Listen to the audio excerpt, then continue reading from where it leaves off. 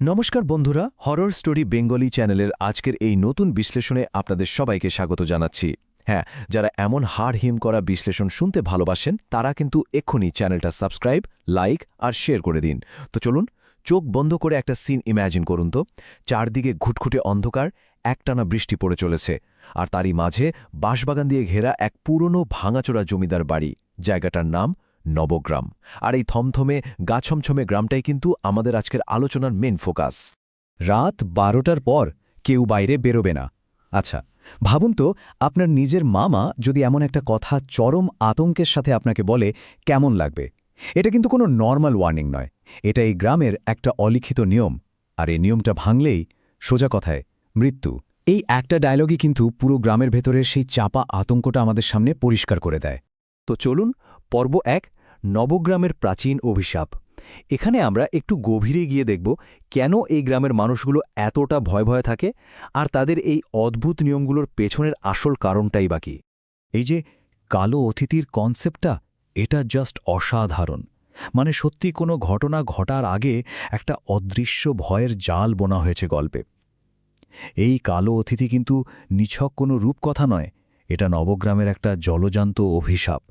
ওই বাঁশঝাড় আর পুরো জমিদার বাড়ির অন্ধকারে এমন কিছু একটা লুকিয়ে আছে, যার ফলে সন্ধে নামলেই গ্রামের প্রতিটা মানুষ একেবারে দরজা জানালা বন্ধ করে নিজেদের ঘরে বন্দি করে ফেলে।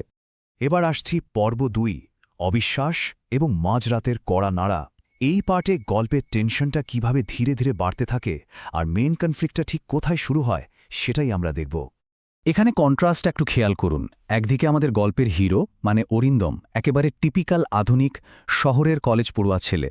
ভূতপ্রেতের কথা শুনলে সে হেসেই উড়িয়ে দেয়। আর অন্যদিকে তার মামা, যিনি ওই গ্রামেরই লোক, আর এই লোককথাগুলোকে তিনি এতটাই সত্যি বলে মানেন যে ভয়ে রীতিমতো কাঁপছেন। এই যে শহরের অহংকার বনাম গ্রামের অন্ধবিশ্বাস, এটাই কিন্তু গল্পের টেনশনটাকে এক্কেবারে অন্য লেভেলে নিয়ে যায়। ঠিক মাঝরাত, বাইরে তখন প্রবল ঝড়, তার ওপর কান ফাটানো বাজ পড়ছে। কেউ মানে আক্ষরিক অর্থে কেউ বাইরে থাকতে পারে না। আর ঠিক সেই সময় ঠক ঠক ঠক দরজায় একটা অসম্ভব কড়া নাড়ার শব্দ। ভাবা যায়, গল্পের গতিটা এখানে জাস্ট ঝড়ের মতো স্পিড নিয়ে নেয়। ক্রোনোলজিটা একটু দেখুন।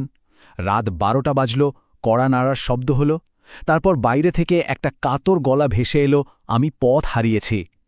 মামা তখন ভয়ে কাঁপতে কাঁপতে দরজা খুলতে বারণ করছেন, কিন্তু অরিন্দম, তার তো ভাই প্রবল কৌতূহল, সে এগিয়ে গিয়ে দরজাটা খুলেই দিল।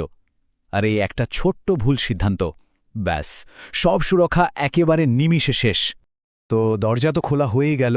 পর্ব ৩, উল্টো পায়ের অতিথি। এবার আমরা সরাসরি মুখোমুখি হচ্ছি সেই ভয়ঙ্কর সত্যার, যেটা এতক্ষণ কেবল একটা গল্প মনে হচ্ছিল।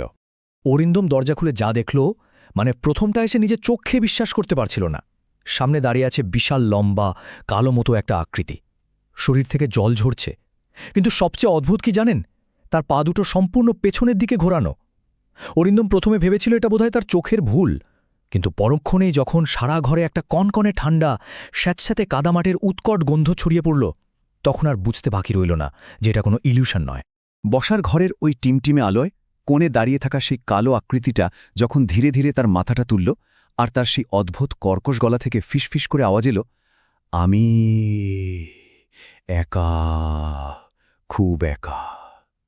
বিশ্বাস করুন, এই ফিসফিসানিটা এতটাই ভয়ানক যে আক্ষরিক অর্থেই শির দাঁড়া দিয়ে ঠান্ডা স্রোত বয়ে যায়। অরিন্দমের সেই মুহূর্তের অবস্থাটা জাস্ট একবার ইমাজিন করুন। চোখের জায়গায় দুটো কুচকুচে কালো শূন্য গর্ত, আর ঠোঁট দুটো বিভৎসভাবে ছিঁড়ে গিয়ে একেবারে কান পর্যন্ত বিস্তৃত হয়ে একটা বিকৃত হাসির আকার নিয়েছে। এই দৃশ্য দেখার পর আধুনিক শহরের সব যুক্তি তর্ক যে 1 সেকেন্ডে উধাও হয়ে যাবে, সেটাই তো স্বাভাবিক, তাই? এবার আসছি পর্ব ৪, অন্ধপারের ফিসফিসানি। এই পার্টটা হলো আমাদের আজকের বিশ্লেষণের একেবারে ক্লাইম্যাক্স, যেখানে অতি প্রাকৃত শক্তি পুরো ঘরটাকে যেন গিলে খাচ্ছে। এসকালেশনটা খেয়াল করুন একবার। একে একে ঘরের সব আলো নিভে গেল, খোলা দরজাটা সজোরে নিজে থেকেই বন্ধ হয়ে গেল, আর জানালার কাজগুলো সব একসাথে ঝনঝন করে ভেঙে পড়ল। মানে চারপাশের পরিবেশটাই যেন একটা মরণ ফাঁদ। বিদ্যুতের ঝলকানিতে দেখা গেল ঘরে আর শুধু একজন নয়, একাধিক কালো ছায়া। বাইরের ঝড় আর ভেতরেরই আতঙ্ক মিলেমিশে এমন একটা দম বন্ধ করা অবস্থা তৈরি হল, যেখান থেকে পালানোর আক্ষরিক অর্থেই কোনো রাস্তা নেই। ঠিক তখনই ঘুটঘুটে অন্ধকারে চারদিক থেকে ভেসে আসতে শুরু করল অসংখ্য ফিসফিসানি। ওকে নিয়ে চলো, ওকে নিয়ে চলো। একটা মাত্র বিপদ কিভাবে চোখের পলকে মাল্টিপ্লাই করে গিয়ে পুরো ঘরটাকে ওই উল্টো পায়ের ছায়ায় ভরিয়ে তুলল, ভাবলেই গায়ে কাটা দিয়ে ওঠে। বাঁচার যখন আর কোনো আশাই নেই, ঠিক সেই মুহূর্তে মামা তার পকেট থেকে একটা পুরনো তাবিজ সোজা মাটিতে ছুঁড়ে মারলেন, আর মাটিতে সেটা পড়তেই একটা কান ফাটানো চিৎকার।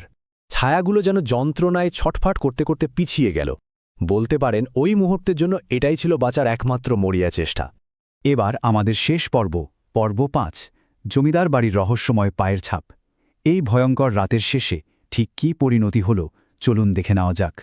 অন্ধকারে পুরোপুরি মিলিয়ে যাওয়ার ঠিক আগে সেই কালো অতিথি ওই বীভৎস হাসিটা হেসে একটা চরম শীতল কথা বলে গেল, আজ নয়, আবার আসব।